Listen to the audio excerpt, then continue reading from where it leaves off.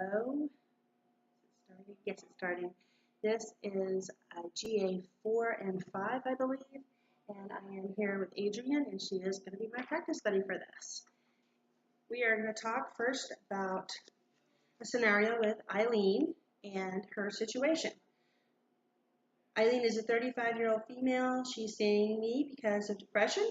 She has recently remembered episodes of childhood sexual abuse by an adult relative. She's managed to avoid this issue for 20 years.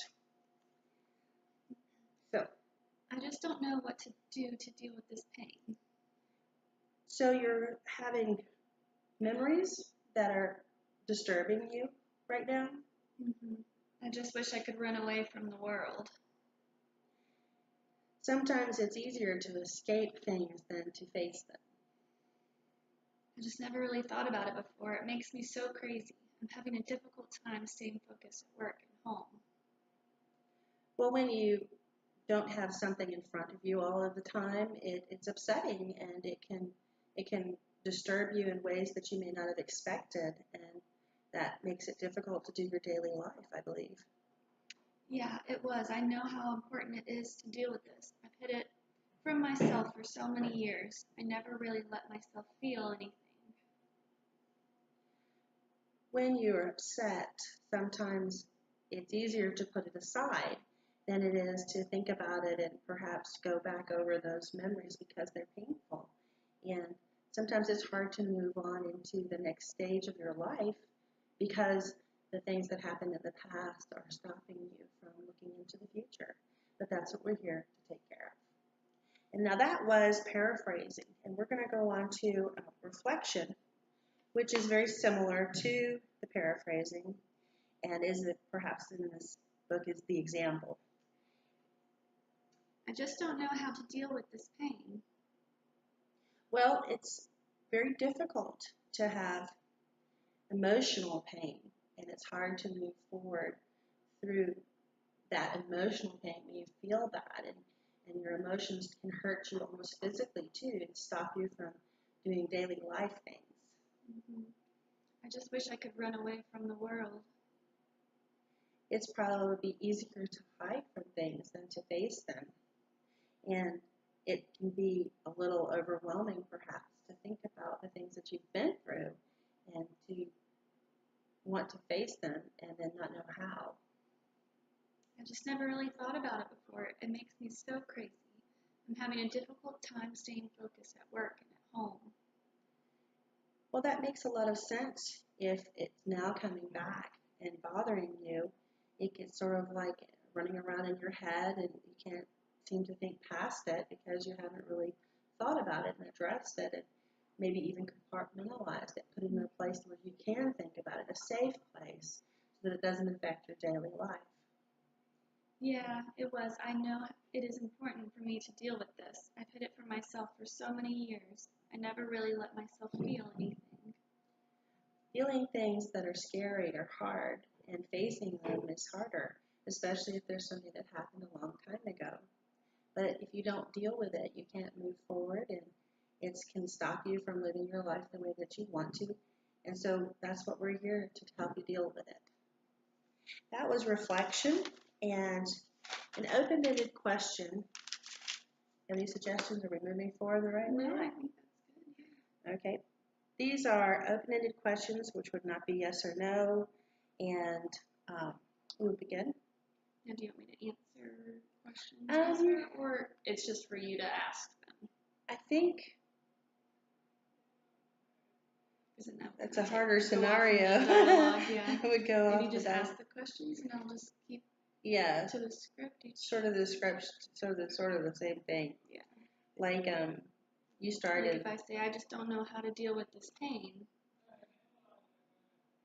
So you could say, well, what are the things that you may have been trying to do to deal with these pain? What kind of things have you tried that have helped you or not helped you? I just wish I could run away from the world.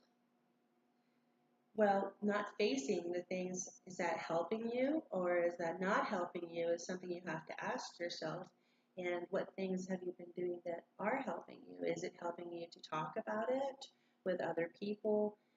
Perhaps you might think about writing lists of things that that have helped you, or people that you may want to talk to.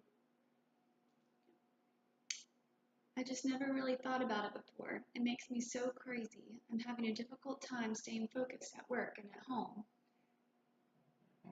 Finding techniques to help you stay on track is important. People sometimes write lists, leave messages for themselves, have someone check in with them each day just to make sure that they're on track. Those things can help you stay focused, and also not hiding how you feel from the people who care about you always. Have you talked to the people who are around you? What kind of things are you telling them? I know it is important to deal with this. I've hid it from myself for so many years. I never really let myself feel anything.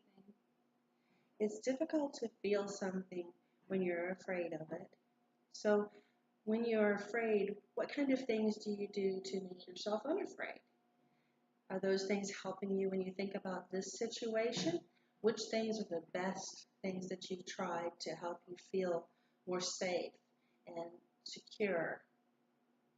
That's good. So with clarification maybe just identifying what her problem is, and instead of perhaps asking the questions with this, if I wanted to have a list of things as a social worker, writing lists, if I wanted to say as a reflection of her feelings, I would say that she was suffering from fear of her memories.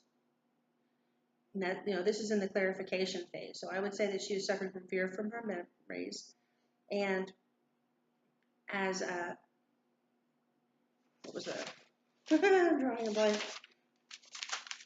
When I paraphrase her feelings, she's not sure where to go from, not sure how to move forward. And that the techniques that she has found, we need to review techniques that she's found that help her, that may be different than someone else's. Like for me, if I had something that was wrong, I might write lists. Maybe what do you do if you're afraid of something? I'm definitely a list maker also. List maker.